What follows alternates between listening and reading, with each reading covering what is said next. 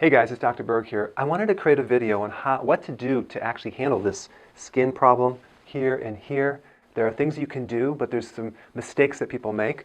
The first thing you need to know is that hormonally at age 38, things start shifting in the body. Now, over a period of a few more years, when you hit 50, now things really bottom out. So during the menopause time period, which is actually 52, but it can happen like 48, it can happen 56, hormonally, the ovaries stop working, okay? So there's a backup organ, and the backup organ is the adrenals on top of the kidney. You have two of them. And so you have this huge shift from ovarian hormones to adrenal hormones, okay?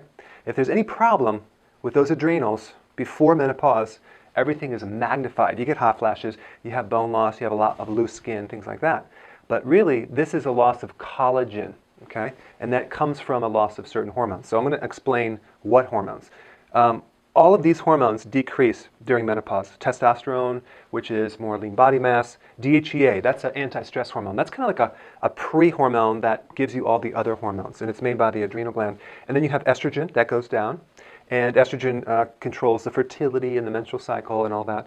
And then progesterone. Progesterone also goes down. That also is involved in the second half of the menstrual cycle. And estrogen and progesterone work together. So when one goes down, they should be in certain ratios. So when women are after menopause, they're considered estrogen dominant, which is kind of weird because it goes down. What they mean is the relative ratio of estrogen to progesterone is off. So even though estrogen goes down a little bit, progesterone really goes down low. So that would create a situation when you're estrogen dominant. Very similar to if you were to take sodium and salt and potassium. They work together. So if you have too much salt and not enough potassium, you get fluid retention.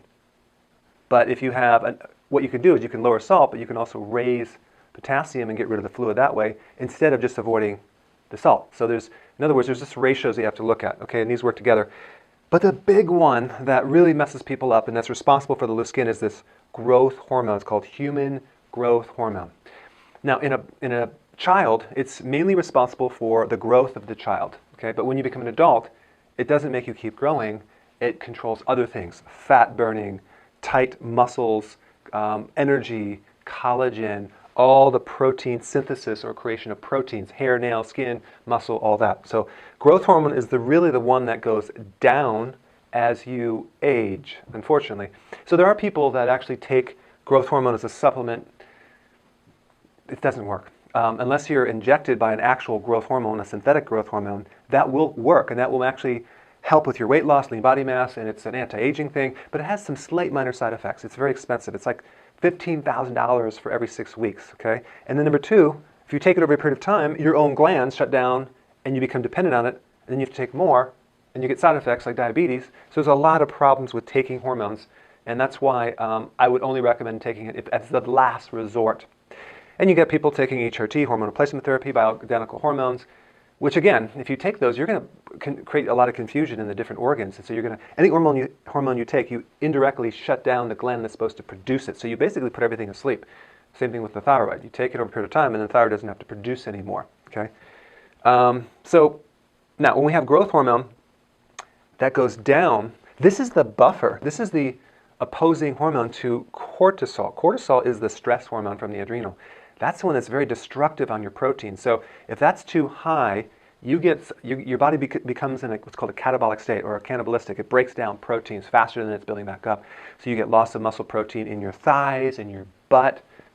Yet you get loose skin here and here. Not a great sight. Saggy skin in your belly. So really the loose skin is a combination of not enough growth hormone and too much cortisol. But remember, cortisol might test normal in your blood, but the ratio is very, very high cortisol, low growth hormone. So even though it's normal, it has nothing to oppose it. There's nothing to buffer it. There's nothing to kind of minimize it. So it's just a free cortisol that goes out there and destroys everything. So it's too much of this and not enough of this. So the next part, I'm going to show you what to do about this situation. So check this out. All right, now over here, we have things to lower cortisol. Over here, we want to raise growth hormone, okay? So let's just kind of go back and forth. Cortisol is triggered by stress. So everything we're going to do is going to reduce stress. Number one, low intensity exercise. That would be like walking. Now over here, you have to raise the high intensity because full body, high intensity exercise will increase growth hormone. The problem is if you're an adrenal body type, you can't do this yet. So you're going to have to do walking for a period of time because just because you're an adrenal body type doesn't mean you're always going to be an adrenal type.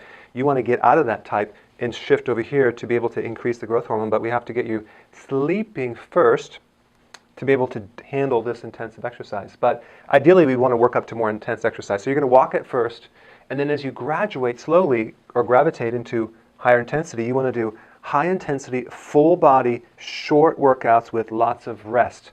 Now the P90X is a great workout, but I would extend that rest longer if you had an adrenal problem, because the key is you could be overtraining, especially if you're doing high intensity every day and you're not sleeping. You're not going to actually lose weight. Your body's going to turn to mush. I had a lady that did the boot camp, and she was just, her whole body turned to atrophy, just skin hanging on her body and just no tone at all. So that person, maybe she should work out once a week, but the whole key is recovery, okay? So you can overdo it. So we start with the low intensity exercise, walking, long walks every day, just get in your space, not sitting from a treadmill watching TV, but getting out there.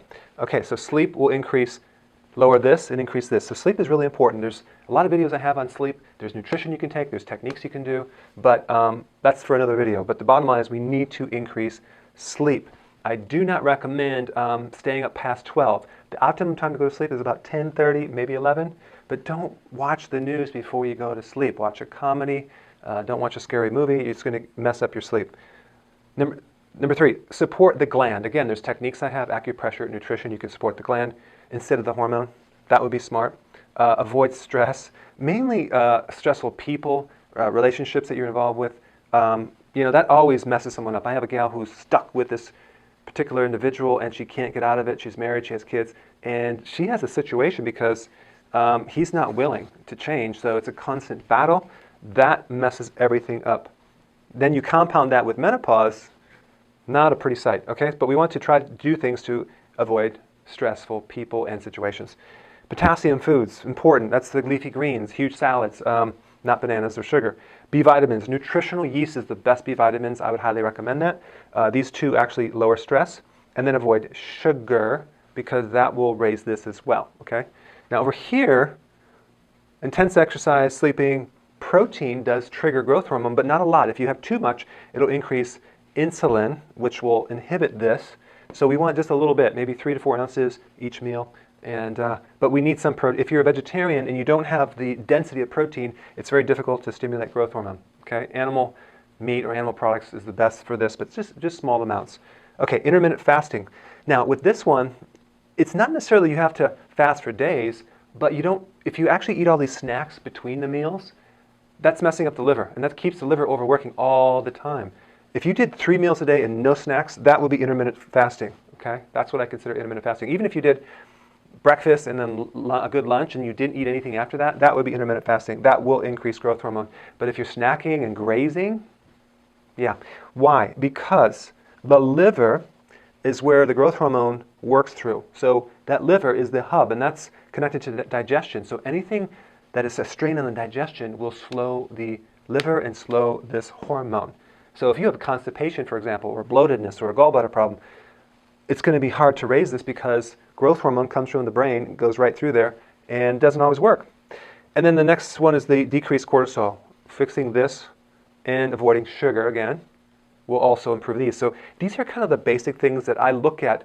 If a person wants to tighten up their skin and lose weight, I'm going to look at all these things. I'm going to find out which one can we implement that they're not already doing.